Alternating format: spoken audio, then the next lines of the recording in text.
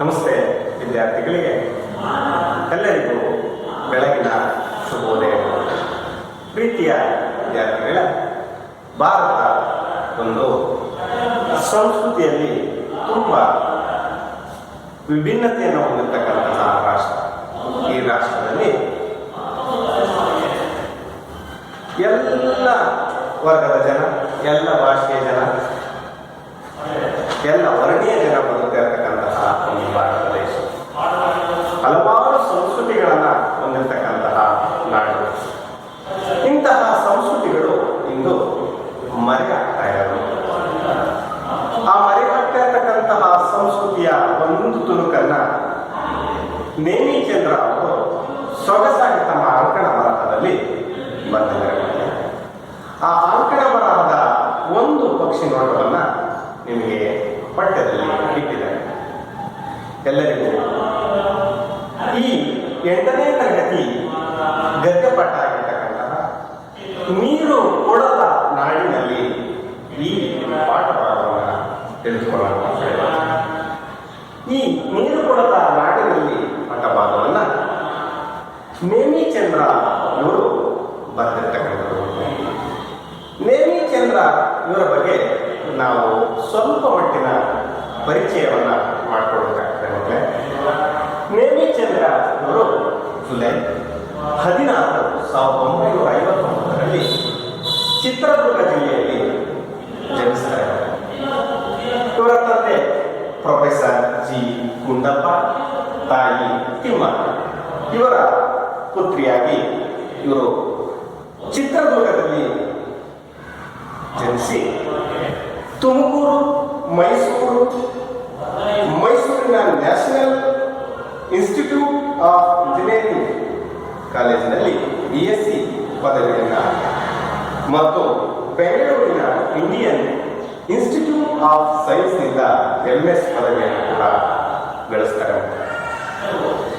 ಈಗ ಇವರು ಬೆಂಗಳೂರಿನ HAL ಸಂಸ್ಥೆಯಲ್ಲಿ ಉನ್ನತ ತಂತ್ರಜ್ಞ ಅಧಿಕಾರಿಯಾಗಿ ಕೆಲಸವನ್ನು ನಿರ್ವಹಿಸ್ತಾ ಇದ್ದಾರೆ. ಮತ್ತೆ ಕನ್ನಡದ ಅನೇಕ ಜನ ಲೇಖಕಿಯರಲ್ಲಿ ಇವರು ಕೂಡ ಕನ್ನಡದ ಬಗ್ಗೆ ಚಿಂತನಪೂರ್ಣ ಲೇಖನಗಳನ್ನು, ಪುಸ್ತಕಗಳನ್ನು ಬರೆದಿದ್ದಾರೆ. ಮಕ್ಕಳೇ, ಇವರ ಪ್ರಮುಖ ಕೃತಿಗಳು ಅಂದರೆ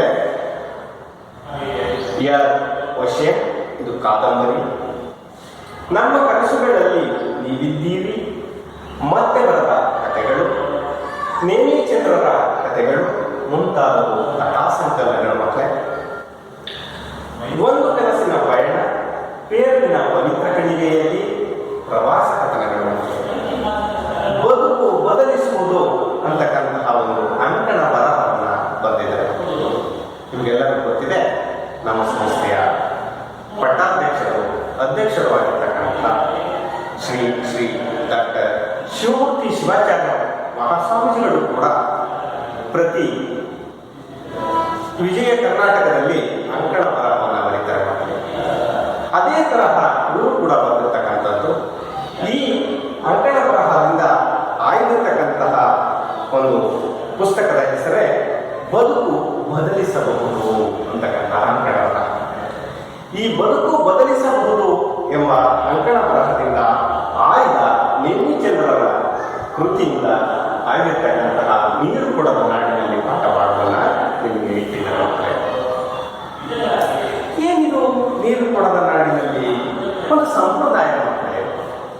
ಇವತ್ತು ವಿಶ್ವ ಜಾಗತೀಕರಣದ ಹೆಸರಿನಲ್ಲಿ ಪ್ರಕೃತಿಯಿಂದ ಮಾನವನಿಗೆ ಉಚಿತವಾಗಿ ಲಭ್ಯವಾಗ್ತಿರ್ತಕ್ಕಂಥದ್ದು. ಇವಾಗೆಲ್ಲರಿಗೂ ಗೊತ್ತಿದೆ, ಉಚಿತ ಅಂದ ತಕ್ಷಣ ಪ್ರಕೃತಿಯಿಂದ ನಮಗೆ ಗಾಳಿ ಸಿಗುತ್ತೆ, ಬೆಳಕು ಸಿಗುತ್ತೆ, ನೀರು ಸಿಗುತ್ತೆ, ಆಹಾರಗಳಂತಹ ಅತ್ಯವಶ್ಯಕವಾದ ವಸ್ತುಗಳು ನಮಗೆ ಸಿಗ್ತವೆ. ಆದರೆ ಇವತ್ತು ಹಣಗಳಿಸುವ ಮಾರ್ಗವನ್ನಾಗಿ ಪರಿವರ್ತಿಸಲ್ಪಟ್ಟಿರುವುದು ಆತಂಕಕಾರಿ ವಿಷಯವಾಗಿದೆ. ಹೌದಲ್ಲ? ಇವತ್ತು ಗಾಳಿಯನ್ನು ಕೂಡ ನಾವು ದುಡ್ಡು ಕೊಟ್ಟು ಕೊಂಡುಕೊಳ್ಳುವ ಸ್ಥಿತಿ ಬಂದಿದ್ದೀವಿ.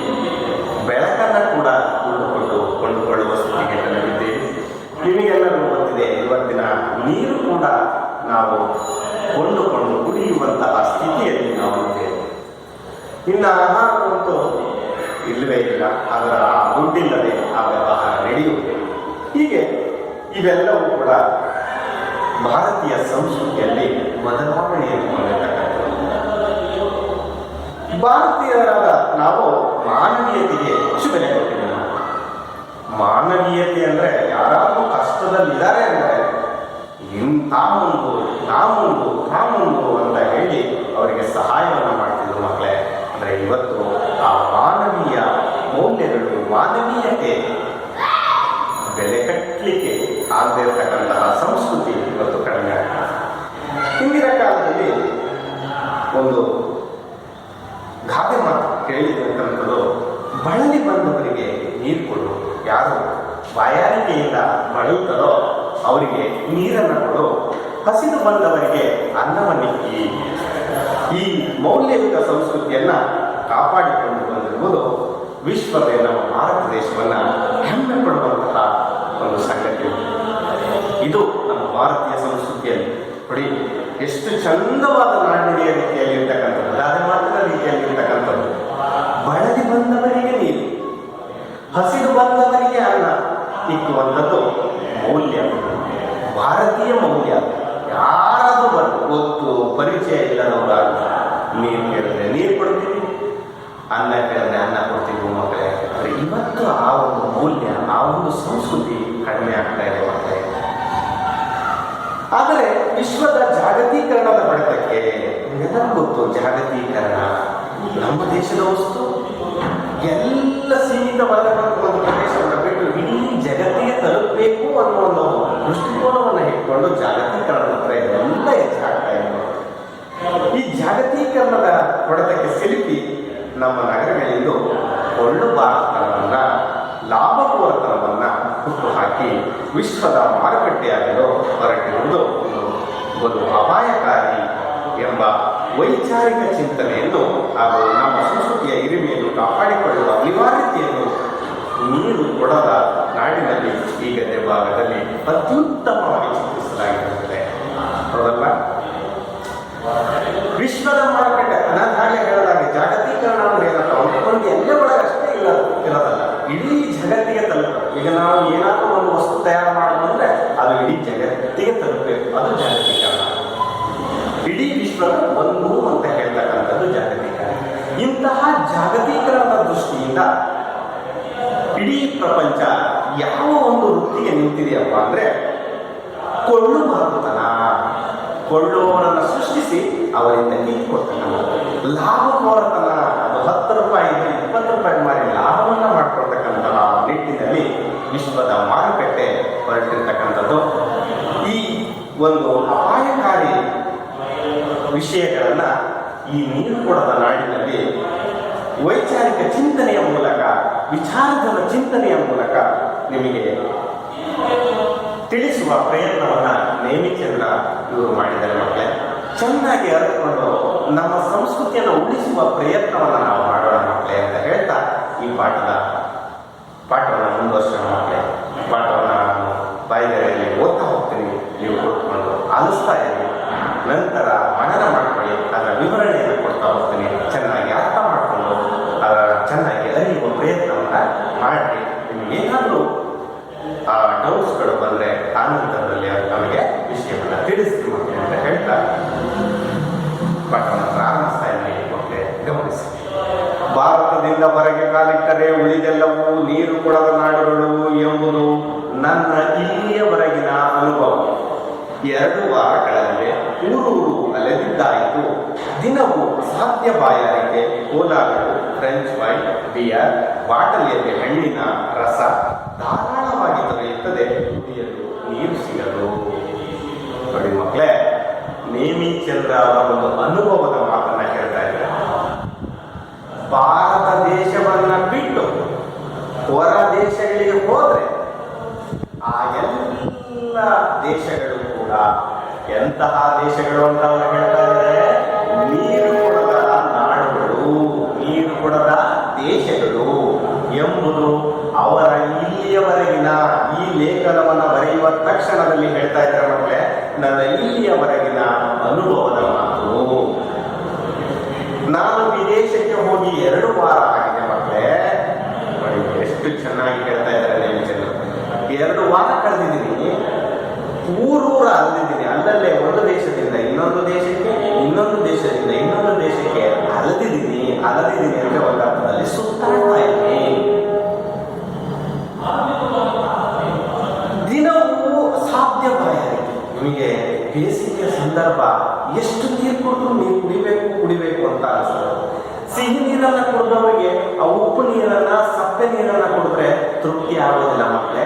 ಅದೇ ರೀತಿ ಈ ಭಾರತ ದೇಶದ ನೀರನ್ನ ಕುಡಿದಂಥವರಿಗೆ, ಅಂತಹ ಸಿಹಿ ನೀರನ್ನ ಕುಡಿದಂಥವರಿಗೆ ಬೇರೆ ದೇಶದ ನೀರು ಹೋಗೋದಿಲ್ಲ.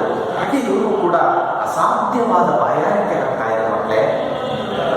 ಆದ್ರೆ ಆ ದೇಶಗಳಲ್ಲಿ ಕೋಲಾಗಳು ಸಿಗ್ತವೆ.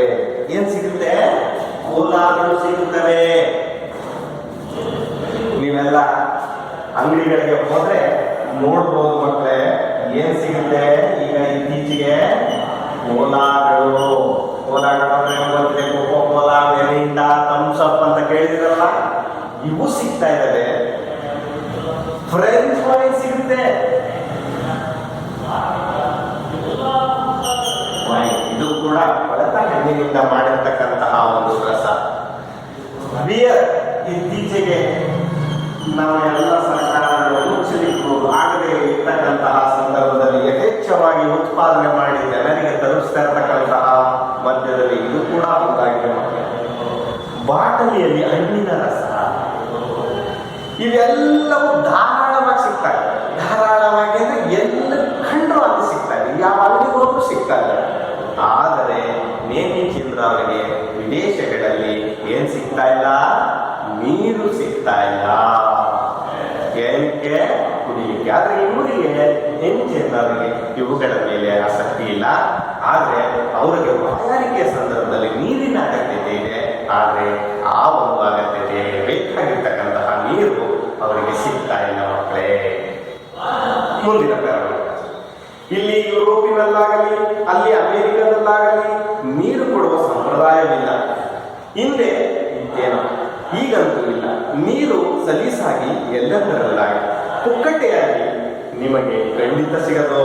ನಮ್ಮಲ್ಲಿ ಅಂತೆ ರೈಲು ನಿಲ್ದಾಣದಲ್ಲಿ, ಬಸ್ಸು ನಿಲ್ದಾಣದಲ್ಲಿ, ವಿಮಾನ ನಿಲ್ದಾಣಗಳಲ್ಲೂ ದುಡ್ಡಿಲ್ಲದೆ ಕುಡಿಯಬಲ್ಲ ನೀರು ಇರಿಸುವುದಿಲ್ಲ. ಬಾಯಾರಿದಾಗ ಈಗಲೂ ಹೋಟೆಲ್ ಒಂದಕ್ಕೆ ಹೋಗು, ನೀರು ಮಾತ್ರ ಕುಡಿದು ಹೊರಬರಬಹುದಾದ ಸವಲತ್ತು ಇಲ್ಲಿಲ್ಲ ಎಂದು ನೀರು ತುಂಬಿಡುತ್ತಿದ್ದ ಬಾಲ್ಯದ ದಿನಗಳು ನನಗಿನ್ನು ನೆನಪಿವೆ. ನಾನು ದಿಲ್ಲಿಗೆ ಬಂದು ವಿದೇಶಕ್ಕೆ ಹಾರಿದೆ. ದಿಲ್ಲಿಯಲ್ಲೋ ದಗೆ ಬಿಸಿ. ಆದರೆ ಯಾರೋ ಪುಣ್ಯಾತ್ಮರು ಅಲ್ಲಿ ದೊಡ್ಡ ಮಣ್ಣಿನ ಮಡಿಕೆಯಲ್ಲಿ ನೀರು ಬಿಟ್ಟಿರುತ್ತಿದ್ದರು. ಅನೇಕ ಗುರುದ್ವಾರಗಳ ಬಳಿ ಸ್ವಯಂ ಸೇವಕರು ನೀರಿನ ದೊಡ್ಡ ಕೊಳಾಯಿ ಹಿಡಿದು ನಿಲ್ಲಿಸಿದ ಆಟೋ, ಬಸ್ ಹಾಗೂ ದಾರಿ ಹೋಗರಿಗೆಲ್ಲ ನೀರು ತುಂಬಿ ಕುಡಿಯುವುದನ್ನು ನೋಡಿದ್ದೇನೆ. ರೋಹ್ತಕ್ ರಸ್ತೆಯ ಅತ್ತೆಯ ಮನೆಯೊಳಗೆ ಕಾಲಿಡುತ್ತಿದ್ದಂತೆ ಬೇಟಾ ತಾಯಾಜಿ ಆಯೆ ಹೈ ತಂಡಾ ಪಾನಿ ಪಿಲಾವೋ, ನನ್ನ ಮೈದನನ ಮಗನಿಗೆ ಅತ್ತೆ ಕೂಗಿ ಹೇಳಿದರು. ಪುಟ್ಟ ಹುಡುಗ ತಕ್ಷಣ ತಣ್ಣನೆಯ ನೀರು ತಂದು ಕೈಗಿಟ್ಟ. ದಿಲ್ಲಿಯ ಧೂಳು ಆದಿಗಳೆಲ್ಲ ಮರೆತವು. ಮನೆಗೆ ಬಂದವರಿಗಂತೂ ಮೊದಲು ನೀರು ಕೊಡುವ ಸಂಪ್ರದಾಯ ಡಾಬಾ ಆಗಲಿ, ದರ್ಶಿನಿ ಆಗಲಿ, ಪಂಚತಾರ ಹೋಟೆಲ್ ಆಗಲಿ ಮೊದಲು ನೀರು ಮೇಜಿನ ಮೇಲೆ ನಿಂತುಕೊಳ್ಳುತ್ತದೆ, ಪುಕ್ಕಟೆಯಾಗಿ ಕೊಡುವ ನೀರು. ಆದರೆ ನಾನೀಗ ನೀರು ಕೊಡದ ನಾಡಿನಲ್ಲಿ ಅಲಿಯುತ್ತಿದ್ದೇನೆ. ಇಂತಹ ಅನುಭವದ ಮಾತನ್ನ ನೇಮಿಚಂದ್ರ ಅವರು ಹೇಳ್ತಾ ಇದ್ದಾರೆ. ಗಮನಿಸಿ ಮಕ್ಕಳೇ, ಯುರೋಪ್ನಲ್ಲಾಗಲಿ ಅಲ್ಲಿ ಅಮೇರಿಕದಲ್ಲಾಗಲಿ, ಅಂದ್ರೆ ಇವರು ಎಲ್ಲ ದೇಶಗಳನ್ನ ಸುತ್ತಿ ಬಂದಿದ್ದಾರೆ. ಯುರೋಪ್ನಲ್ಲೂ ಇಲ್ಲ, ಅಮೇರಿಕದಲ್ಲೂ ಇಲ್ಲ. ಯಾವ ಸಂಪ್ರದಾಯ? ನೀರು ಕೊಡುವ ಸಂಪ್ರದಾಯ. ಹಿಂದೆ ಇತ್ತೇನೋ ಆ ದೇಶಗಳಲ್ಲೂ, ಹಿಂದಿನ ಕಾಲದಲ್ಲಿ ಇತ್ತೇನೋ ಗೊತ್ತಿಲ್ಲ. ಆದ್ರೆ ಈಗ ನಾನು ಓದ ಸಂದರ್ಭದಲ್ಲಿ ಈ ನೀರು ಕೊಡುವ ಸಂಪ್ರದಾಯ ಯುರೋಪಿನಲ್ಲಾಗಲಿ ಅಮೇರಿಕದಲ್ಲಾಗಲಿ ಇಲ್ಲ. ಯಾವ ದೇಶಗಳಲ್ಲಿ ನೀರು ಕೊಡುವ ಸಂಪ್ರದಾಯ ಇಲ್ಲ ಮಕ್ಕಳೇ? ಅರ್ಥ ಆಗ್ತಾ ಇದೆಯಲ್ಲ? ಯುರೋಪಿನಲ್ಲಾಗ್ಲೂ ಅಥವಾ ಅಮೇರಿಕದಲ್ಲಾಗಲಿ ನೀರು ಕೊಡುವ ತಿಳಿದುಕೊಳ್ಳುವ ಸಂಪ್ರದಾಯ ಇಲ್ಲ. ನೀರು ಸಲೀಸಾಗಿ ಎಲ್ಲೆಂದರಲ್ಲಿ ಪುಕ್ಕಟೆಯಾಗಿ ನಿಮಗೆ ಖಂಡಿತ ಸಿಗಲು. ಯಾವ ಊರುಗಳಲ್ಲಿ, ಯಾವ ದೇಶಗಳಲ್ಲಿ? ಯುರೋಪ್ ಮತ್ತು ಅಮೆರಿಕದ ಅನೇಕ ರಾಷ್ಟ್ರಗಳಲ್ಲಿ ಪುಕ್ಕಟೆಯಾಗಿ ನೀರು ಸಿಕ್ಕೋದಿಲ್ಲ. ನಮ್ಮ ದೇಶದಲ್ಲಿ ಸಿಗುತ್ತೆ. ಅದೇ ಮುಂದೆ ಹೇಳ್ತಾರೆ ಮತ್ತೆ, ನಮ್ಮಲ್ಲಿಯಂತೆ ರೈಲು ನಿಲ್ದಾಣದಲ್ಲಿ ಅಲ್ವಾ, ನೀವು ಯಾವುದೇ ರೈಲು ನಿಲ್ದಾಣಕ್ಕೆ ಹೋಗ್ರಿ, ಕುಡಿಯುವ ನೀರು ಅಂತ ಒಂದು ಬೋರ್ಡ್ ಹಾಕಿರ್ತಾರೆ. ಅಲ್ಲಿ ನೀವು ಯಾರು ಹೋಗೋದು ಯಾರು ಕೇಳೋದಿಲ್ಲ, ದುಡ್ಡು ಕೇಳೋದು. ಬಸ್ ನಿಲ್ದಾಣದಲ್ಲಿ ಹೋದಲ್ಲ, ಅಲ್ಲೂ ಕೂಡ ಕುಡಿಯುವ ನೀರಿನ ವ್ಯವಸ್ಥೆ ಇರುತ್ತೆ. ವಿಮಾನ ನಿಲ್ದಾಣದಲ್ಲಿ ಅಲ್ಲೂ ಕೂಡ ನೀರು, ಕುಡಿಯುವ ನೀರಿನ ವ್ಯವಸ್ಥೆ ಇರುತ್ತೆ. ದುಡ್ಡಿಲ್ಲದೆ ಕುಡಿಯಬಲ್ಲ ನೀರನ್ನು ಇರಿಸುವುದಿಲ್ಲ. ಆದ್ರೆ ನಮ್ಮ ದೇಶದಲ್ಲಿ ಇರುತ್ತೆ. ಇವರು ಹೇಳ್ತಿರ್ತಕ್ಕಂಥದ್ದಲ್ಲಿ ವಿದೇಶಗಳಲ್ಲಿ. ನಮ್ಮ ದೇಶದಲ್ಲಿ ರೈಲ್ವೆ ನಿಲ್ದಾಣಕ್ಕೆ ಹೋಗಿ, ಬಸ್ ನಿಲ್ದಾಣಕ್ಕೆ ಹೋಗಿ, ವಿಮಾನ ನಿಲ್ದಾಣಕ್ಕೆ ಹೋಗಿ ಕುಡಿಯುವ ನೀರು ಉಚಿತವಾಗಿ ಸಿಗ್ತದೆ. ಆದರೆ ಯುರೋಪ್, ಅಮೆರಿಕದಂತಹ ದೇಶಗಳಲ್ಲಿ ಯಾವುದೇ ರೈಲ್ವೆ ನಿಲ್ದಾಣಗಳಲ್ಲಿ, ಯಾವುದೇ ಬಸ್ ನಿಲ್ದಾಣಗಳಲ್ಲಿ, ಯಾವುದೇ ವಿಮಾನ ನಿಲ್ದಾಣಗಳಲ್ಲಿ ನಿಮಗೆ ಪುಕ್ಕಟೆಯಾಗಿ ಕುಡಿಯುವ ಉಚಿತ ನೀರು ಸಿಗುವುದಿಲ್ಲ ಮಕ್ಕಳೇ. ಅರ್ಥ ಆಗ್ತಾ ಇದೆಯಲ್ಲ? ಬಾಯಾರಿದಾಗ ಈಗಲೂ ಹೋಟೆಲ್ ಒಂದಕ್ಕೆ ಹೋಗು, ನೀರು ಮಾತ್ರ ಕುಡಿದು ಬರಬಹುದಾದ ಸವಲತ್ತು ಇಲ್ಲಿಲ್ಲ. ನಮ್ಮ ದೇಶದಲ್ಲಿ ನೀವು ಯಾವುದೇ ಹೋಟೆಲ್ ಹೋಗಿ ಸೀದಾ ಹೊರಗಡೆ ಹೋಗಿ ಲೋಟ ತಗೊಂಡು ಕುಡಿಯೋ ನೀರನ್ನು ತಗೊಂಡು ಗಟ ಕುಡಿದು ವಾಪಸ್ ಬಂದು ನೀವು ಊಟ ಮಾಡದೆ ನಮ್ಮ ಹೋಟೆಲಿನ ನೀರು ಹೇಗೆ ಕುಡಿದೆ ಅಂತ ಯಾರು ಪ್ರಶ್ನೆ ಮಾಡೋದಿಲ್ಲ ಮಕ್ಕಳೇ. ಆದರೆ ಆ ರೀತಿಯ ಒಂದು ವ್ಯವಸ್ಥೆ ಈ ದೇಶಗಳಲ್ಲಿ ಇಲ್ಲ.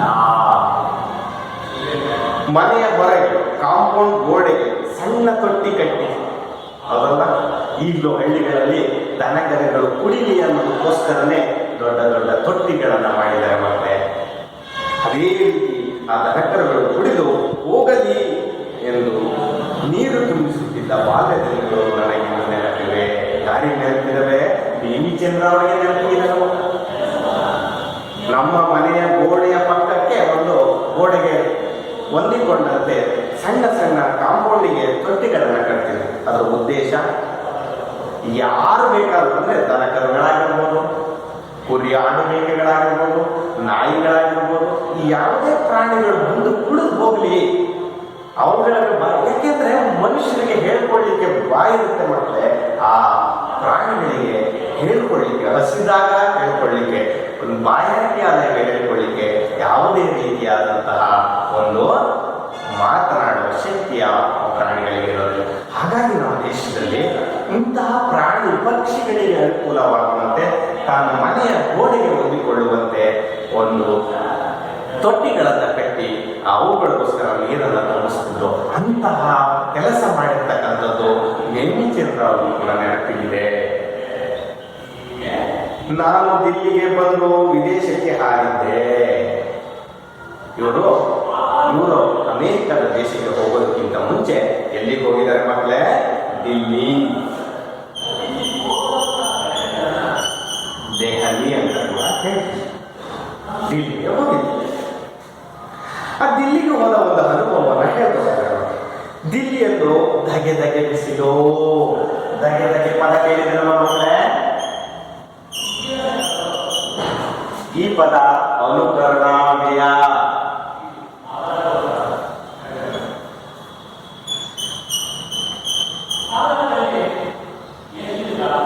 ಅನುಕರಣೆ ಮಾಡತಕ್ಕಂಥದ್ದು ಕಿವಿಯಲ್ಲಿ ಕೇಳಿದ ಶಬ್ದವನ್ನ ಬಾಯಿಯ ಮೂಲಕ ವ್ಯಕ್ತಪಡಿಸುವುದನ್ನೇ ನಾವೇನಂತ ಕರೀತೀವಿ? ಅನುಕರಣಾವ್ಯಯ. ದಗ ದಗ, ಸರಸರ, ಪಟಪಟ, ಕರಕರ, ರೊಯ್ಯನೆ, ಸೈನ್ಯನೆ ಎಲ್ಲವೂ ಕೂಡ ಅನುಕರಣಾವ್ಯಯಕ್ಕೆ ಸೇರ್ಪಟ್ಟಲ್ಲ ಮಕ್ಕಳೇ. ದಗದಗೆ ಬಿಸಿಲು ಎಲ್ಲಿ? ದಿಲ್ಲಿಯಲ್ಲಿ.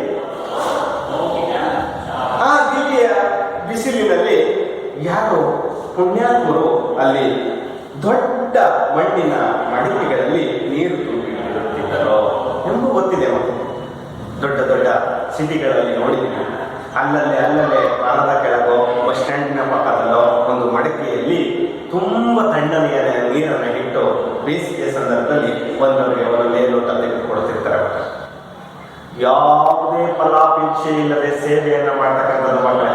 ಇದು ಬಾಯಾರಿದವರಿಗೆ ನೀರು ಕೊಡ್ತಕ್ಕಂಥ, ಹಸಿದವರಿಗೆ ಅನ್ನ ಅಲ್ವಾ, ಬಳಲಿ ಬಂದವರಿಗೆ ನೀರು. ಇದು ನಮ್ಮ ದೇಶದ ಸಂಸ್ಕೃತಿ ಮಕ್ಕಳೇ. ನಾವು ಹೆಮ್ಮೆಯಿಂದ ಹೇಳ್ಕೋಬಹುದು. ಆದರೆ ಈ ಸಂಸ್ಕೃತಿ ಆ ಯುರೋಪ್ ಅಥವಾ ಅಮೇರಿಕ ಅಥವಾ ಇನ್ಯಾವುದೇ ದೇಶಗಳಲ್ಲಿ ಇಲ್ಲ ಮಕ್ಕಳೇ. ಇವರು ಒಂದು ದಿಲ್ಲಿಯ ಅನುಭವವನ್ನು ಹೇಳ್ಕೊತಾ ಇದ್ದಾರೆ ಮಕ್ಕಳೇ. ಅಲ್ಲಿ ಮಡಿಕೆಯಲ್ಲಿ ಯಾರೋ ನೀರು ತುಂಬಿಟ್ಟಿದ್ರು. ಅನೇಕ ಗುರುದ್ವಾರ, ದೇವಸ್ಥಾನಗಳ ಮುಂದೆ, ಗುರುಗಳ ಒಂದು ಮಠಗಳ ಮುಂದೆ, ಗುರುದ್ವಾರಗಳ ಬಳಿ ಸ್ವಯಂ ಸೇವಕರು ಅಂತ ನಾನು ಆಗಲೇ ಪದ ಬಳಸಿದ್ದೇವೆ. ಯಾವುದೇ ಫಲಾಪೇಕ್ಷೆ ಇಲ್ಲದೆ ಮಾಡ್ತಕ್ಕಂತಹ ಸೇವೆ ಮಕ್ಕಳೇ. ಯಾವುದೇ ಸಂಬಳ ಇರೋದಿಲ್ಲ, ಯಾವುದೇ ಖರ್ಚನ್ನು ನಾವು ಬಳಸ್ಕೊತಿರೋದು. ನೀರಿನ ದೊಡ್ಡ ಕೊಳಾಯಿ ಹಿಡಿದು ನಿಲ್ಲಿಸಿದ ಆಟೋ, ಬಸ್ ಹಾಗೂ ದಾರಿ ಹೋದರಿಗೆಲ್ಲ ನೀರು ತುಂಬಿ ಕುಡಿಸುವುದನ್ನ ನೋಡಿದ್ದೇನೆ ಅಲ್ವಾ ಮಕ್ಕಳೇ. ನೀವು ನೋಡಿದಿರಲ್ವ? ಅಲ್ಲಲ್ಲೇ ಕೂತ್ಕೊಂಡು ಕೊಡ್ತಿರ್ತಾರೆ, ಹೋಗಿ ಕುಡಿದು ಮುಂದೆ ಹೋಗ್ತಿರ್ತಾರೆ. ಈ ದಿಲ್ಲಿಯಲ್ಲಿ ರೋಹ್ತಕ್ ಅಂತಕ್ಕಂಥ ಒಂದು ರಸ್ತೆ ಇದೆ.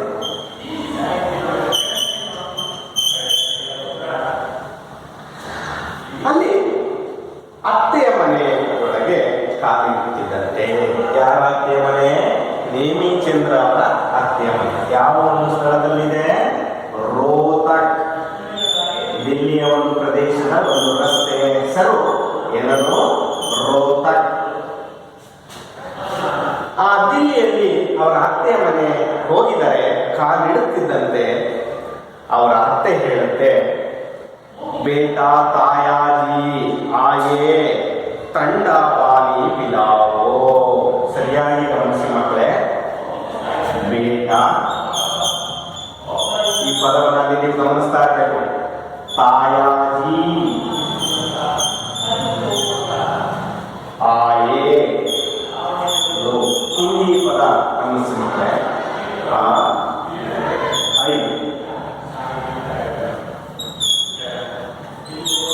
ತಂಡ ಪಾನಿ ಪಿಲಾವೋ.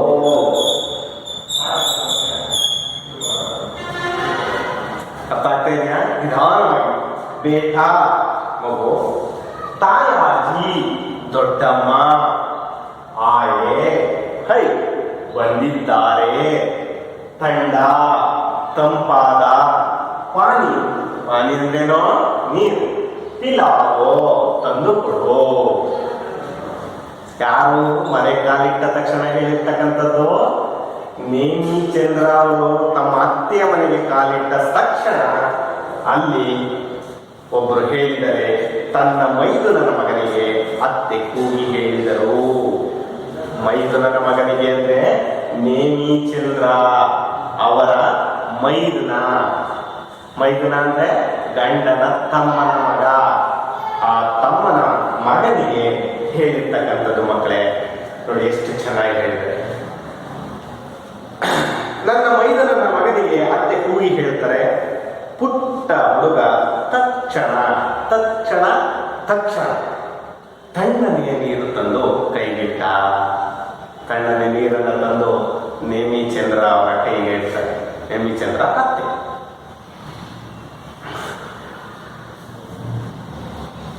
ದಿಲ್ಲಿಯ ಧೂಳು ಹಾದಿಗಳೆಲ್ಲ ಮರೆತವೋ. ಹೌದಾಗ್ತದೆ ಮರ. ನಮಗೆ ಯಾರಾದ್ರೂ ಓದಿದ ತಕ್ಷಣ ಮುಖ ಸಿಂಗಿಸ್ಕೊಂಡು ಹೋದ್ರೆ ಅಲ್ಲಿ ಓದಂತಹ ಖುಷಿನೇ ಮಾಡ್ಕೊಳ್ತಾರೆ. ಆದರೆ ನಾವು ಓದ ತಕ್ಷಣನೇ ಯಾರಾದ್ರೂ ನಮ್ಮನ್ನು ಆನಂದದಿಂದ ಬರಮಾಡ್ಕೊಂಡ್ರೆ, ಸ್ವಾಗತಿಸಿದ್ರೆ, ಬಂದ ತಕ್ಷಣ ಅವರಿಗೆ ಬಾಯಾದವರಿಗೆ ನೀರನ್ನು ಅಥವಾ ಹಸಿದವರಿಗೆ ಅನ್ನವನ್ನು ಕೊಟ್ಟರೆ, ಅಥವಾ ಏನು ಕೊಡೋದು ಬೇಡ, ಒಂದು ಈಗ ಬಂದ್ರ ಅಂತ ಹೇಳಿದ್ರೆ ಎಷ್ಟು ಖುಷಿ ಆಗ್ಬೋದಲ್ಲ ಮಕ್ಕಳು. ಆ ರೀತಿ ಆಗ್ತಕ್ಕಂಥದ್ದು ಮಕ್ಕಳೇ. ಇಲ್ಲೂ ಕೂಡ ಅದೇ ಅನುಭವ ಅವರಿಗೆ ಬಂದಿದೆ. ತುಂಬಾ ಸಂತೋಷ. ಆ ಧಗೆ ಬಿಸಿಲಲ್ಲಿ ನಡ್ಕೊಂಡು ಹೋಗಿದ್ದಾರೆ. ಆಯಾಸ ಆಗಿದೆ, ಸುಸ್ತಾಗಿದೆ, ಬೆವರಿಳಿದಿದೆ, ಒಂದು ರೀತಿ ಹಿಂಸೆ ಆಗ್ತಾ ಇದೆ. ಆದರೆ ಅದೆಲ್ಲವೂ ಮರೆಯುವಂತಹ ಕ್ಷಣ ಅಲ್ಲಿ ನಡೆದಿದೆ. ಹೋದ ತಕ್ಷಣವೇ ಈ ರೀತಿ ಹೇಳಿದರೆ ಮಕ್ಕಳೇ. ಮನೆಗೆ ಬಂದವರಿಗಂತೂ ಮೊದಲು ನೀರು ಕೊಡುವ ಸಂಪ್ರದಾಯ ಅಲ್ವಾ ಮಕ್ಕಳೇ? ಇಲ್ಲಷ್ಟೇ ಅಲ್ಲ, ಮನೆಗಳಲ್ಲಷ್ಟೇ ಅಲ್ಲ, ಡಾಬಾಗಳಿಗೆ ಹೋಗಾಗಲಿ, ದರ್ಶನಿಯಾಗಲಿ, ಪಂಚತಾರ ಹೋಟೆಲೇ ಆಗಲಿ, ಮೊದಲು ನೀರು ಮೇಜಿನ ಮೇಲೆ ಕುಳಿತುಕೊಳ್ಳುತ್ತದೆ. ಹೌದಲ್ಲ ಮಕ್ಕಳೇ? ನೀವು ಹೋಟೆಲ್ಗಳಿಗೆ ಹೋಗಿದ್ದೀರಿ, ದರ್ಶಿನಿ ಅಂದ್ರೆ ಅದೇ ಒಂದು ಊಟದ ಹೋಟೆಲ್, ತಿಂಡಿಯ ಹೋಟೆಲ್, ಪಂಚತಾರ ಹೋಟೆಲ್ ಆಗಿರ್ಬೋದು. ದರ್ಶಿನಿ ಅಂದ್ರೆ ಡಾಬಾ ಆಗಿರ್ಬೋದು. ಯಾವ ಪ್ರದೇಶಕ್ಕೆ ಆದ್ರೂ ಹೋಗಿ ಈ ತರದ ಪ್ರದೇಶಗಳಿಗೆ ಹೋದಾಗ ನಮಗೆ ಮೇಜಿನ ಮೇಲೆ ಮೊದಲು ಏನ್ ಬರ್ತದೆ? ನೀರು ಅಂತ ಕೂತ್ಕೊಳ್ಳೋದು. ಆ ನಂತರದಲ್ಲಿ ಪ್ರಶ್ನೆ ಕೇಳ, ನಿಮಗೆ ಏನ್ ಬೇಕು ಅಂತ. ಪುಕ್ಕಟೆಯಾಗಿ ಕೊಡುವ ನೀರು, ಅದಕ್ಕೆ ಯಾವುದೇ ಚಾರ್ಜಸ್ ಇರೋದಿಲ್ಲ ಮಕ್ಕಳೇ, ದುಡ್ಡಿರೋದಿಲ್ಲ. ನಿಮಗೆ ಪುಕ್ಕಟೆಯಾಗಿ ಕೊಡುವ ನೀರು. ಆದರೆ ನಾನೀಗ ನೀರು ಕೊಡದ ನಾಡಿನಲ್ಲಿ ಅಲೆಯುತ್ತಿದ್ದೇನೆ. ಇವೆಲ್ಲ ನಮ್ಮ ದೇಶದ ಅನುಭವ. ಆದರೆ ನಾನೀಗ ಎಲ್ಲಿದ್ದೇನೆ? ನೀರು ಕೊಡದ ನಾಡಿನಲ್ಲಿದ್ದೇನೆ. ಮುಂದುವರೆದ ಮಕ್ಕಳೇ, ಮ್ಯಾಕ್ಡೊನಾಲ್ಡ್ನಂತಹ ಅಗ್ಗದ ಫಾಸ್ಟ್ ಫುಡ್ ಜಾಯಿಂಟ್ಗೆ ಹೋಗಿ, ವೈಭವದ ಪಂಚತಾರ ಹೋಟೆಲ್ಗಳಿಗೆ ಹೋಗಿ ನೀರು ಇಡುವ ಅಥವಾ ಕೊಡುವ ಸಂಪ್ರದಾಯವೇ ಇಲ್ಲ. ಹೋಟೆಲ್ಗಳಲ್ಲಿ ವೈನ್, ಬಿಯರ್ ಇಲ್ಲವೇ ಕೋಲಾಗಳಿಂದಲೇ ಊಟ ಆರಂಭ. ಮ್ಯಾಕ್ಡೊನಾಲ್ಡ್ಗಳಲ್ಲಿ ಫ್ರೆಂಚ್ ಫ್ರೈಸ್ ಇರಲಿ, ಸ್ಯಾಂಡ್ವಿಚ್ ಆಗಲಿ, ಬರ್ಗರ್ ಆಗಲಿ, ಜೊತೆಗೆ ದೊಡ್ಡ ಗಾತ್ರದ ಕೋಲಾದೊಡನೆಯೇ ನೀಡುತ್ತಾರೆ. ನೋಡಿ, ವಿದೇಶದ ಸಂಸ್ಕೃತಿಗೂ ನಮ್ಮ ದೇಶದ ಸಂಸ್ಕೃತಿ. ನಮ್ಮ ದೇಶದಲ್ಲಿ ಯಾವುದೇ ಡಾಬಾ ಹೋಗಿ, ಯಾವುದೇ ಪಂಚತಾರ ಹೋಟೆಲ್ ಹೋಗಿ ಅಥವಾ ಚಿಕ್ಕ ಹೋಟೆಲ್ಗೆ ಹೋಗಿ ಹೋಗಿ ಕೂತ್ಕೊಂಡಂತ ತಕ್ಷಣದಲ್ಲಿ ನಮ್ಗೆ ಏನ್ ಕೊಡ್ತಾರೆ ಮಕ್ಕಳು? ಮೊದಲು ಕುಡಿಯೋ ನೀರು ಕೊಡ್ತಾರೆ. ಆದ್ರೆ ಈ ಬೇರೆ ದೇಶಗಳಲ್ಲಿ ಏನ್ ವ್ಯವಸ್ಥೆ ಇದೆ ನೋಡಿ. ಮ್ಯಾಕ್ಡೊನಾಲ್ಡ್ ಅಂದ್ರೆ ಬರ್ಗರ್ ಅಥವಾ ಬ್ರೆಡ್ ಈ ತರ ತಯಾರು ಮಾಡಿಸ್ತಕ್ಕಂತಹ, ನಮ್ಮ ಅರ್ಥದಲ್ಲಿ ಹೇಳೋದಾದ್ರೆ ಬೇಕರಿಗಳು, ಸಣ್ಣ ಸಣ್ಣ ಅಂಗಡಿಗಳು ಮತ್ತೆ ನಂತಹ ಅಗ್ಗದ ಫಾಸ್ಟ್ ಫುಡ್. ಅಗ್ಗದ ಫಾಸ್ಟ್ ಫುಡ್ ಅಂದ್ರೆ ಕಡಿಮೆ ಬೆಲೆಯ ಅಗ್ಗ, ಅಂದ್ರೆ ಕಡಿಮೆ ಬೆಲೆ.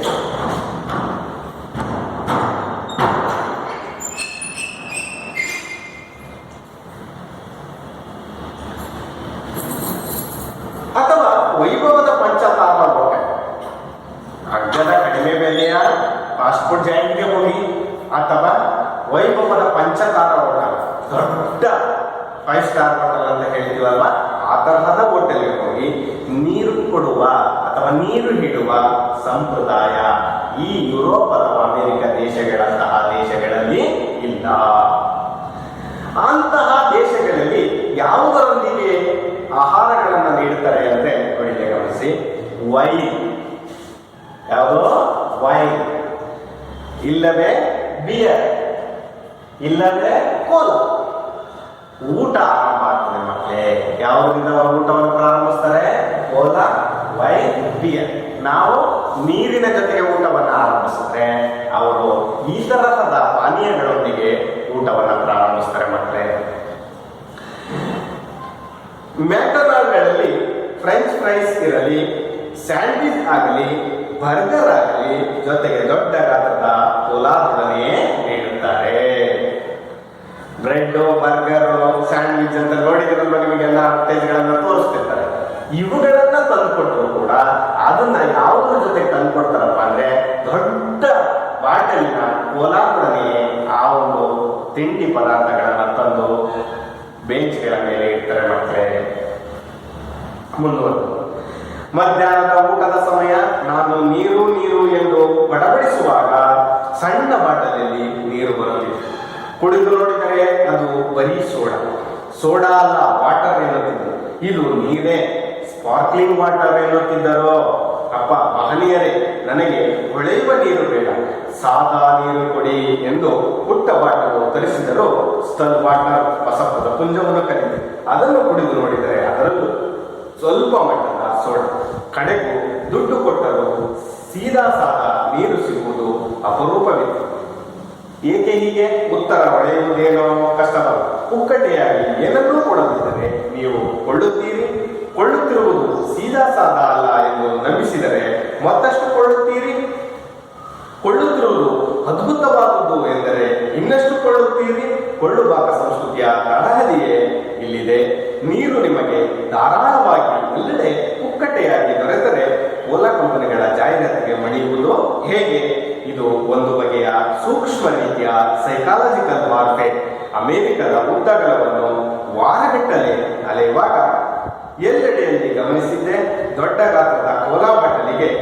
$0.99 ಬೆಲೆ. ಅದೇ ಸಣ್ಣ ಗಾತ್ರದ ನೀರಿನ ಬಾಟಲಿಗೂ ಅದಕ್ಕಿಂತ ಹೆಚ್ಚಿನ ಹಣ. ಕೊಳ್ಳುವ ಗ್ರಾಹಕನ ಮನಸ್ಸಿನಲ್ಲಿ ನೀರಿಗೇಕೆ ಅಷ್ಟು ಹಣ, ಅದಕ್ಕಿಂತ ಹಕ್ಕವಾಗಿ ಕೋಲಾ ಸಿಗುತ್ತದೆಯಲ್ಲ ಎಂಬ ತರ್ಕ ಹೊಳೆದು ಕೋಲಾ ಅಭ್ಯಾಸ ಮಾಡಿಕೊಳ್ಳುತ್ತಾನೆ. ಅಲ್ಲಿಗೆ ನೀರು ಕುಡಿಯುವ ಅಭ್ಯಾಸ ತಪ್ಪುತ್ತದೆ. ಅರ್ಥ ಆಗ್ತಾ ಇದೆಯಲ್ಲ ಮಕ್ಕಳೇ? ಇವರು ಯುರೋಪ್ ಮತ್ತು ಅಮೆರಿಕ ದೇಶದಲ್ಲಿ ಪ್ರಯಾಣವನ್ನು ಬೆಳೆಸಿದಂತಹ ಸಂದರ್ಭದಲ್ಲಿ ಮಧ್ಯಾಹ್ನದ ಊಟದ ಸಮಯ ಆಗಿರ್ತದೆ. ಆಗ ಇವರಿಗೆ ನೀರಿನ ಬಾಯಾರಿಕೆ ಆಗಿದೆ. ನಾನಾಗ ಕೂತ್ಕೊಂಡೆ, ಏನು ನೀರು ನೀರು ಎಂದು ಬಡಬಡಿಸಿದೆ, ಬೇಗ ತಂದುಕೊಡುವಂತೆ ಹೇಳಿ. ಸಣ್ಣ ಬಾಟಲಿನಲ್ಲಿ ನೀರು ಬರುತ್ತೆ. ಆ ಟೈಮ್ ಕುಡಿದು ನೋಡಿದ್ರೆ ಅದು ಬರೀ ಸೋಡಾ. ಆದ್ರೆ ಅದನ್ನು ಕುಡಿದ್ರೆ ಯಾವ ರೀತಿ ಕೊಡ್ತಾ ಇದೆ? ಸೋಡಾ. ನೀವೆಲ್ಲ ನೋಡಿದಿರಲ್ಲ ಸೋಡಾ. ಆ ರೀತಿಯ ಒಂದು ಅವರಿಗೆ ತೃಪ್ತಿ ಆಗ್ತಾ ಇಲ್ಲ. ಸೋಡಾ ಅಲ್ಲ ವಾಟರ್ ಎನ್ನುತ್ತಿದೆ. ಅದನ್ನು ಕುಡಿದ ತಕ್ಷಣ ಸೋಡಾದ ವಾಸನೆ, ಸೋಡಾದ ಒಂದು ರುಚಿ ಬಂದಂತ ತಕ್ಷಣದಲ್ಲೇ ಅವರು ನಾನು ಕೇಳಿದ್ದು ಸೋಡಾ ಅಲ್ಲ ವಾಟರ್ ಅಂತ ಕೇಳಿದ್ರು. ಇದು ನೀರೇ, ಆದ್ರೆ ಸ್ಪಾರ್ಕ್ಲಿಂಗ್ ವಾಟರ್ ಪದ ಬಳಸಿದ್ರಲ್ಲ, ಗಮನಿಸಿ ಮಕ್ಕಳೇ. ಸ್ಪಾರ್ಕ್ಲಿಂಗ್, ಇದಕ್ಕೆ ಏನಂತ ಹೆಸರಂದ್ರೆ ಹೊಳೆಯುವ ನೀರು.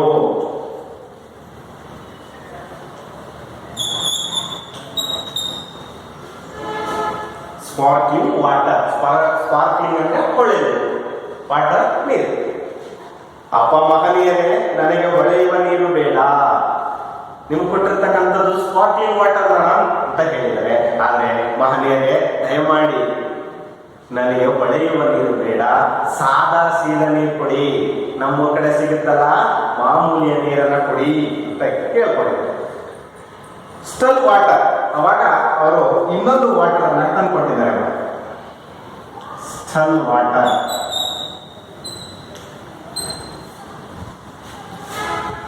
ಇದು ಅವರಿಗೆ ಕೇಳಿರ್ತಕ್ಕಂತಹ ಪದ, ಹಾಗಾಗಿ ಅವರು ಹೊಸ ಪದ ಪುಂಜ ಅಂತ ಹೇಳ್ತಾರೆ.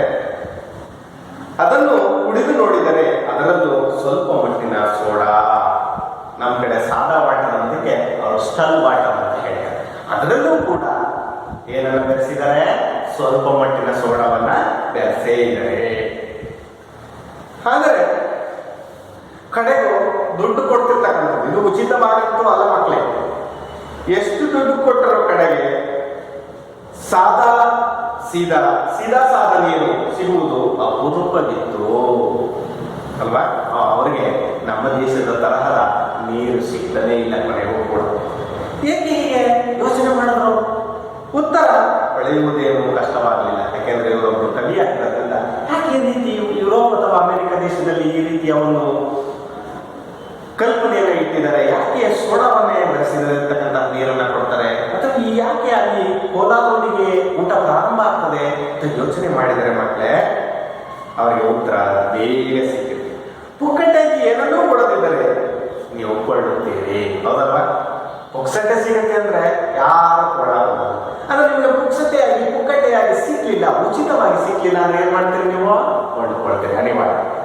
ಕೊಳ್ಳುತ್ತಿರುವುದು ಅದ್ಭುತವಾದದ್ದು ಎಂದರೆ ಇನ್ನಷ್ಟು ಕೊಳ್ಳುತ್ತೀರಿ. ತುಂಬಾ ಚೆನ್ನಾಗಿದೆ, ಅದ್ಭುತವಾಗಿದೆ ಅಂದ್ರೆ ಏನ್ ಮಾಡ್ತೀರಿ?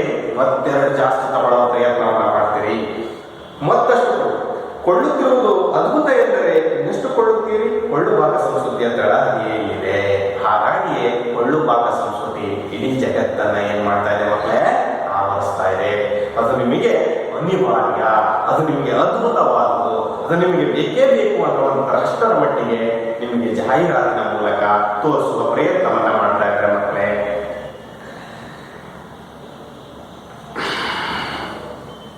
ನೀರು ನಿಮಗೆ ಧಾರಾಳವಾಗಿ ಎಲ್ಲೆಡೆ ಪುಕ್ಕಟೆಯಾಗಿ ದೊರೆತಾರೆ.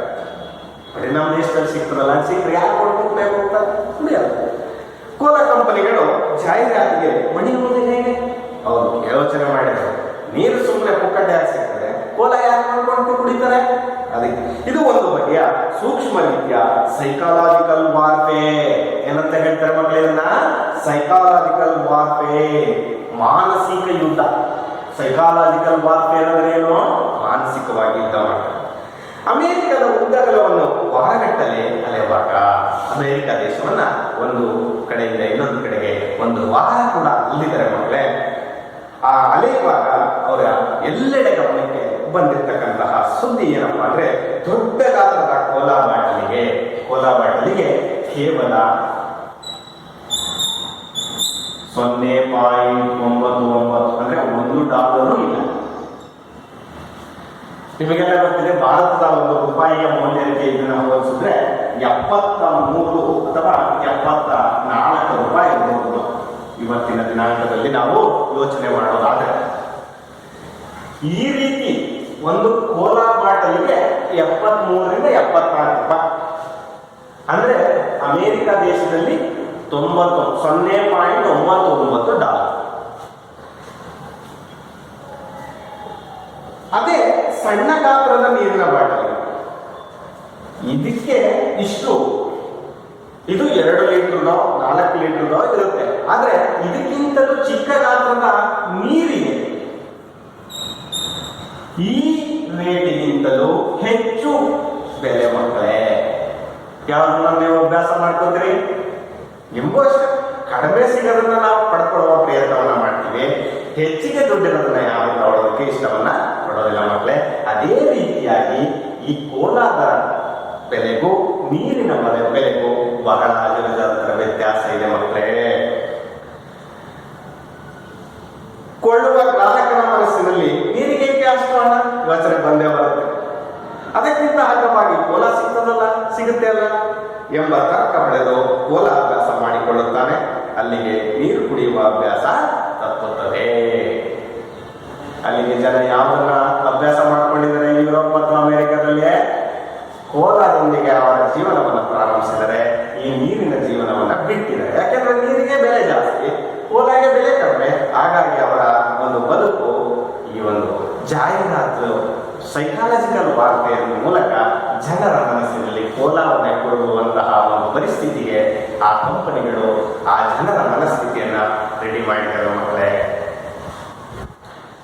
ಮುಂದುವರೆದು ವಿದೇಶಗಳಲ್ಲಿ ಮನೆಯ ನಲ್ಲಿಯಲ್ಲಿ ಬರುವ ನೀರನ್ನು ಯಾರು ಕುಡಿಯುವುದಿಲ್ಲ. ನಮ್ಮ ಕಡೆ ಎಲ್ಲ ಕುಡಿತೀವಿ. ಇಲ್ಲಿ ಮುಂದುವರೆದು ಪೂರ್ತಿ ಪ್ರಾರಂಭ, ಅದನ್ನು ಕುಡಿದರೇನು ಪ್ರಾಣ ಹೋಗುವುದಿಲ್ಲ, ಆದರೆ ಅದು ಶುದ್ಧವಲ್ಲ. ಶುದ್ಧ ನೀರನ್ನು ಬಾಟಲಿಯಲ್ಲಿಕೊಂಡು ಮಾತ್ರ ತರಬಹುದು ಎಂದು ಇಡೀ ದೇಶದ ತಲೆ ತೊಳೆದಿರುವಾಗ ಪ್ರತಿಯೊಬ್ಬರ ನೀರನ್ನು ಕೊಂಡು ಕುಡಿಯುತ್ತಾರೆ. ಇಂತಹುದೇ ಉದ್ಯಾನ ಭಾರತದಲ್ಲಿ ಅದಾಗಲೇ ಆರಂಭವಾಗಿದೆ. ಕೀಟನಾಶಕವಿರುವ ನೀರನ್ನು ಶುದ್ಧವೆಂದು ಮಾರಿ ಉದ್ಧಾರವಾದ ಕಂಪನಿಗಳು ಕೊಳ್ಳುವಾಗ ಸಂಸ್ಕೃತಿಯ ಪರಾಕಷ್ಟೆಯಾಗಿ ನನಗೆ ನೀರು ಕೊಡದ ನಾಡುಗಳು ಕಾಣುತ್ತವೆ. ಇಂತಹುದೇ ಮರಳುತನಕ್ಕೆ ಅದಾಗಲೇ ಭಾರತೀಯರು ಬಲಿಯಾಗಿದ್ದಾರೆ. ನಮ್ಮ ಎಳನೀರು, ಮಜ್ಜಿಗೆ, ಪಾನಕ, ಕಬ್ಬಿನ ಹಾಲು, ತಾಜಾ ಹಣ್ಣಿನ ರಸ ಎಲ್ಲವನ್ನು ತೊರೆದು ಕೋಲಾಗಳಿಗೆ ಮುಗಿಬೀಳುತ್ತಿರುವ ಜನರ ಸಂಖ್ಯೆ ಏರುತ್ತಿದೆ. ವೈಯಕ್ತಿಕ ವಿದೇಶ ಪ್ರವಾಸದಲ್ಲಿ ನನಗೆ ಎಷ್ಟು ಕಷ್ಟವಾಗಿರಲಿಲ್ಲ. ತಿಂಗಳುಗಟ್ಟಲೆ ಅಲೆದರೂ ನಾವಿಳಿದುಕೊಳ್ಳುತ್ತಿದ್ದ ಹಗ್ಗದ ಹೋಟೆಲಿನಿಂದ ಬೆಳಗ್ಗೆ ಹೊರಡುವಾಗಲೇ ಬಾಟಲಿಯಲ್ಲಿ ನಲ್ಲಿ ನೀರನ್ನು ತುಂಬಿಸಿಕೊಂಡು ಹೊರಡುತ್ತಿದ್ದೆವು. ನಮ್ಮ ಭಾರತೀಯ ರೋಗ ನಿರೋಧಕ ಶಕ್ತಿಯ ಎದುರು ಯಾವ ನೀರಾದರೂ ಅಡ್ಡಿ ಇರಲಿಲ್ಲ. ಆದರೆ ಕೆಲಸದ ಮೇಲೆ ಬಂದ ಈ ಪ್ರವಾಸದಲ್ಲಿ ಮಣಮಣ ಫೈಲುಗಳನ್ನು ಹೊತ್ತು ಅಲ್ಲಿಂದಿಲ್ಲಿಗೆ ಇಲ್ಲಿಂದಲ್ಲಿಗೆ ಅಲೆಯುವಾಗ ನೀರಿನ ಬಾಟಲಿ ಹಿಡಿದು ಹೋಗು ಅಸಾಧ್ಯವಾಗಿತ್ತು. ಮಕ್ಕಳೇ, ಇವರು ವೈಯಕ್ತಿಕ ಪ್ರವಾಸವನ್ನ ಮಾಡಿ ಅವರ ಕೆಲಸ ನಿರ್ವಹಿಸ್ತಾ ಇದ್ದಂತಹ ಸಂಸ್ಥೆಯ ಮೂಲಕ ಹೋಗಿರೋದ್ರಿಂದ ಇವರ ಜೊತೆಯಲ್ಲಿ ಫೈಲ್ಗಳಿದ್ದಾವೆ. ಆ ಕಾರಣಕ್ಕಾಗಿ ಈ ಅನುಭವವನ್ನು ಹಂಚ್ಕೋತಾ ಇದ್ದಾರೆ. ವಿದೇಶದಲ್ಲಿ ಮನೆಯ ನಲ್ಲಿಯಲ್ಲಿ ಬರುವ ನೀರನ್ನು ಯಾರು ಕುಡಿಯುವುದು? ನಮ್ಮೂರುಗಳಲ್ಲಿ ಹಳ್ಳಿಗಳಲ್ಲಿ ನೋಡಿದ್ರಲ್ಲ, ನಲ್ಲಿಯಲ್ಲಿ ಬರೋ ನೀರನ್ನೇ ನಾವು ದಿನ ಬಳಸ್ತಾ ಇದ್ವಿ. ಇವತ್ತವರೆಗೂ ನಮ್ಗೆ ಯಾರು ಏನೂ ಆಗಿಲ್ಲ. ಅದನ್ನು ಕುಡಿದರೆ ನೀವು ಪ್ರಾಣ ಹೋಗೋದು. ತುಂಬಾ ಚೆನ್ನಾಗಿ ಹೇಳಿದ್ದಾರೆ ನೇಮಚಂದ್ರ. ಆ ನಲ್ಲಿಯಲ್ಲಿ ಬರೋ ನೀರನ್ನು ಕುಡಿದ್ರೆ ನಾವು ಯಾರು ಸತ್ತಿದೀವ? ಇಲ್ಲ. ಆದರೆ ಅದು ಶುದ್ಧವಲ್ಲ. ಆದರೆ ಅದೇನೋ ಶುದ್ಧವಲ್ಲ. ಶುದ್ಧ ನೀರನ್ನು ಎಲ್ಲಿದೆ? ಬಾಟಲಿಯಲ್ಲಿ ಇಟ್ಕೊಂಡು ಮಾತ್ರ ತರಬಹುದು. ನಾವೆಲ್ಲ ನೋಡಿದಿಲ್ವಾ ಮಿನರಲ್ ವಾಟರ್ ಅಂತ? ಅದರಲ್ಲಿ ಇದು ಇಡೀ ದೇಶದ ತಲೆ ತೊಳೆದಿರುವಾಗ ಎಲ್ಲರೂ ಏನು ಮಿನರಲ್ ವಾಟರ್, ಅಕ್ವಾಫಿನಾ, ಬಿಸ್ಲರಿ ಇವು ನಿಜವಾದ ಶುದ್ಧ ವಾಟರ್ ಅಂತ ಬಿಂಬಿಸಿದ್ದಾರೆ ಜಾಹೀರಾತುಗಳ ಮೂಲಕ ನಿಮಗೆ ತಲುಪುವಂತೆ ಮಾಡಿ. ಆದ್ರೆ ಇಲ್ಲ, ಬರೋಕ್ಕಿಂತ ಮುಂಚೆ ಕುಡಿತಿದ್ದಂತಹ ನಾವು ಮನೆಯ ನಲ್ಲಿಯೇ ನೀರೇ. ಆದ್ರೆ ನಮಗೆ ಯಾವತ್ತೂ ಕೂಡ ಅದರಿಂದ ತೊಂದರೆ ಆಗಿಲ್ಲ. ಅದನ್ನು ಕುಡಿದು ಯಾರು ಸತ್ತು ಆದ್ರೆ ಇವತ್ತು ಜನರ ಮನಸ್ಸಿನಲ್ಲಿ ಇರ್ತಕ್ಕಂಥದ್ದೇನಪ್ಪಾ ಅಂದ್ರೆ ಶುದ್ಧ ನೀರಂದ್ರೆ ಯಾವುದೋ ಬಾಟಲಿನಲ್ಲಿರುವ ನೀರು. ಪ್ರತಿಯೊಬ್ಬರು ನೀರನ್ನು ಕೊಂಡು ಕುಡಿಯುತ್ತಾರೆ. ಆ ದೇಶಗಳಲ್ಲಿ ಪ್ರತಿಯೊಬ್ಬರು ನೀರನ್ನ ಹೇಗೆ ಕುಡಿತಾ ಇದ್ದಾರೆ? ಕೊಂಡುಕೊಂಡು ಕುಡಿತಾ ಇದ್ದಾರೆ. ಇಂಥವುದೇ ಒಂದಾದ ಭಾರತದಲ್ಲಿ ಅದಾಗಲೇ ಆರಂಭ. ನಿಜವಾಗಿ ಅನ್ನಿಸ್ತಾ ಇದ್ದಾರೆ ಮಕ್ಕಳೇ, ಎಲ್ಲ ಅಂಗಡಿಗಳಲ್ಲೂ ಮಿನರಲ್ ವಾಟರ್ ಸಿಗ್ತಾ ಇದೆ. ನಾವು ಕೂಡ ಅದನ್ನು ತಗೊಂಡು ಕುಡಿತಾ ಇದ್ದೀವಿ. ಈ ಇತ್ತೀಚೆಗೆ ಎಲ್ಲ ಹಳ್ಳಿಗಳು ಕೂಡ ಹೋಗ್ತಾ ಇದೆ. ಅಲ್ಲಲ್ಲೇ ಶುದ್ಧ ನೀರು, ಶುದ್ಧ ಗಂಗಾ ನೀರು ಅಂತಕ್ಕಂಥದನ್ನ ಪರಿವರ್ತನೆ ಮಾಡಿ ಜನರಿಗೆ ಕುಡಿಸುವ ಪ್ರಯತ್ನವನ್ನ ಮಾಡ್ತಾ ಇದ್ದಾರೆ ಮಕ್ಕಳು. ಕೀಟನಾಶಕವಿರುವ ನೀರನ್ನು ಶುದ್ಧವೆಂದು ಮಾರಿ ಉದಾರವಾದ ಕಂಪನಿಗಳು ಕೊಳ್ಳುಭಾಗ ಸಂಸ್ಕೃತಿಯ ಪರಾಕಾಷ್ಠೆಯಾಗಿ ನನಗೆ ನೀರು ಕೊಡದ ನಾಡುಗಳು ಕಾಣುತ್ತವೆ. ಹೌದಲ್ವ ಮಕ್ಕಳೇ? ಕೀಟನಾಶಕವನ್ನು ಬಳಸಲೇಬೇಕು ಮಕ್ಕಳು. ಅಲ್ಲಿರುವ ವೈರಾಣುಗಳನ್ನ ಅಥವಾ ಅಲ್ಲಿರುವ ಕಲ್ಮಶಗಳನ್ನ ತೆಗೆಯುವ ಸಂದರ್ಭದಲ್ಲಿ ನಮಗೆ ಬೇಕಾದ ಲವಣಗಳು ಕೂಡ ಅದರ ಮೂಲಕ ಸತ್ತೋಗ್ತವೆ. ಅದಕ್ಕೆ ಯಾವುದಾದರೂ ಕೀಟನಾಶಕವನ್ನು ಬಳಸಲೇಬೇಕು. ಅಂದ್ರೆ ರಾಸಾಯನಿಕ ಅಂತ ಹೇಳ್ತೀವಿ. ಈ ರಾಸಾಯನಿಕವನ್ನು ಬಳಸದೆ ಹೋದ್ರೆ ನೀರು ಶುದ್ಧಿ ಆಗೋದಿಲ್ಲ. ಅದರಲ್ಲಿ ನಮಗೆ ಬರ್ತಿದೆ ಕೀಟನಾಶಕವೂ ಇದೆ, ರಾಸಾಯನಿಕವೂ ಇದೆ. ಆದ್ರೆ ಅದನ್ನ ಮಾರಿ ಎಲ್ಲ ಕಂಪನಿಗಳು ಉದ್ಧಾರ ಆಗ್ತಾ ಇರುವಂಥದ್ದು. ಅದು ಯಾವ ಸಂಸ್ಕೃತಿಯನ್ನು ನಾವು ಪಡ್ಕೊಂಡಿದ್ದೀವಿ ಈಗ? ಕೊಳ್ಳು ಭಾಗ ಸಂಸ್ಕೃತಿ. ಪರಾಕಾಷ್ಠೆಯಾಗಿ ನನಗೆ ನೀರು ಕೊಡೋದು ನಾಟಕ ಕೊನೆಯ ಗಡಿ ನಿಂತ್ಕೊಂಡಿದ್ದೀವಿ. ಅದಿಲ್ಲದೆ ನಾನು ಇನ್ನೇನು ಮಾಡೋಕ್ಕೆ ಸಾಧ್ಯ ಇಲ್ಲ. ಹಾಗಾಗಿ ಇವತ್ತು ನೀರು ಕೊಡುವ ನಾಡುಗಳು ಏನಾಗ್ತಾ ಇದ್ದಾವೆ? ಕಡಿಮೆ ಆಗ್ತಾ ಇದ್ದಾವೆ. ಇಂತಹದ್ದೇ ಮರಳುತನ, ಇಂತಹದೇ ಹುಚ್ಚುತನಕ್ಕೆ ಅದಾಗಲೇ ಭಾರತೀಯರು ಬಲಿಯಾಗಿದ್ದಾರೆ. ನಮ್ಮ ದೇಶದಲ್ಲೂ ಕೂಡ ಈ ರೀತಿಯ ಅನೇಕ ಸಂದರ್ಭಗಳು ನಮ್ಗಾಲೆ ಕಾಣಿಸ್ತಾ ಇದ್ದಾವೆ. ನಮ್ಮ ದೇಶಗಳಲ್ಲಿ ಎಳನೀರು, ಮಜ್ಜಿಗೆ, ಪಾನಕ, ಕಬ್ಬಿನ ಹಾಲು, ತಾಜಾ ಹಣ್ಣಿನ ರಸವನ್ನ ಎಲ್ಲವನ್ನ ತೊರೆದು ನಾವು ಯಾವುದನ್ನ ಕುಡಿಯೋದಕ್ಕೆ ಪ್ರಾರಂಭ ಮಾಡ್ತಾ ಇದೀವಿ? ಇವತ್ತು ಹೊಲಗಳನ್ನೇ ಕುಡಿಯೋದಕ್ಕೆ ಮುಗಿ ಬೀಳ್ತಾ ಇದ್ದೀವಿ. ಎಳ್ನೀರನ್ನ ಕುಡಿತಾ ಇಲ್ಲ, ಮಜ್ಜಿಗೆಯನ್ನ ಕುಡಿತಾ ಇಲ್ಲ, ಪಾನಕಗಳನ್ನ ಕುಡಿತಾ ಇಲ್ಲ, ಹಣ್ಣಿನ ರಸವನ್ನ ಕುಡಿತಾ ಇಲ್ಲ. ಇದನ್ನೆಲ್ಲ ಬಿಟ್ಟು ನಾವು ಕೇವಲ ಏನನ್ನ ಕುಡಿಯೋದಕ್ಕೆ ಮುಗಿ ಬೀಳ್ತಾ ಇದ್ದೀವಿ? ಅದೇ ಮೆರಿಂಡಾ, ಅದೇ ಥಮ್ಸಪ್, ಅದೇ ಕೋಲಾ, ಈ ತರದ ಕಂಪನಿಗಳ ದ್ರವಗಳನ್ನು ಸೇವಿಸ್ತಾ ಇದ್ದೇವೆ. ಆದ್ರೆ ವೈಯಕ್ತಿಕವಾಗಿ ವಿದೇಶ ಪ್ರವಾಸದಲ್ಲಿ ನನಗೆ ಇಷ್ಟು ಕಷ್ಟವಾಗಿರಲಿಲ್ಲ. ಅವರೇ ಸ್ವತಃ ಹೋಗಿದ್ದಂತಹ ಪ್ರವಾಸದಲ್ಲಿ ಕಷ್ಟ ಆಗಿಲ್ಲ. ಆದ್ರೆ ತಿಂಗಳಗಟ್ಟೆ ಅಲೆದರು ನಾವು ನಿಂತುಕೊಂಡಿದ್ದ, ಅವರು ಉಳ್ಕೊಂಡಿದ್ದಂತ ಕಡಿಮೆ ಬೆಲೆಯ ಹೋಟೆಲ್. ಆ ಹೋಟೆಲ್ನಲ್ಲೇ ಎಲ್ಲಿಗಾದ್ರೂ ಪ್ರಯಾಣವನ್ನು ಬೆಳೆಸಬೇಕಾದ್ರೆ ಅವರ ಸ್ವಂತ ಬಾಟಲಿಗೆ ನೀರನ್ನು ತುಂಬಿಕೊಂಡು ಅವರು ಪ್ರವಾಸವನ್ನು ಕೈಗೊಂಡು ಬರ್ತಿದ್ರು. ನಮ್ಮ ಭಾರತೀಯ ರೋಗ ನಿರೋಧಕ ಶಕ್ತಿ ಇದ್ದಿದ್ರಿಂದ ಅವರಿಗೆ ಆ ಹೋಟೆಲ್ನ ನಲ್ಲಿಯ ನೀರು ಕುಡಿದು ಕೂಡ ಯಾವುದೇ ತೊಂದರೆ ಆಗಿರಲಿಲ್ಲ. ಆದ್ರೆ ಇವರು ಹೋಗಿರ್ತಕ್ಕಂಥದ್ದು ಕೆಲಸದ ಮೇಲೆ ಪ್ರಯಾಣ, ವಿದೇಶದ ಪ್ರಯಾಣ. ಆ ಫೈಲ್ಗಳನ್ನು ಹೊತ್ಕೊಂಡು ಹೋಗೋದೇ ಕಷ್ಟ, ಅದರ ಜೊತೆಗೆ ನೀರನ್ನ ಇಟ್ಕೊಂಡು ಹೋಗೋದು ಅಸಾಧ್ಯವಾಗಿತ್ತು ಮಕ್ಕಳೇ. ಹಾಗಾಗಿ ಈ ಭಾರತೀಯ ಸಂಸ್ಕೃತಿಯ ಮೇಲೂ ಕೂಡ ಈ ನೀರು ಕೊಡದ ಒಂದು ಸಂಸ್ಕೃತಿ ಮಾಯವಾಗ್ತಿರತಕ್ಕಂಥದನ್ನ, ನೀರು ಕೊಡುವ ಸಂಸ್ಕೃತಿ ಮಾಯವಾಗ್ತಿರೋದನ್ನ ನಾವು ಕಾಣಬಹುದಾಗಿದೆ ಮಕ್ಕಳೇ. ಉಳಿದ ಪಾಠ ಭಾಗವನ್ನ ನಾವು ಮುಂದಿನ ತರಗತಿಯಲ್ಲಿ ಅಭ್ಯಾಸ ಮಾಡೋಣ ಅಂತ ಹೇಳ್ತಾ ಇಲ್ಲಿಗೆ ಇವತ್ತಿನ ತರಗತಿಯನ್ನ ಮುಕ್ತಾಯ ಮಕ್ಕಳೇ.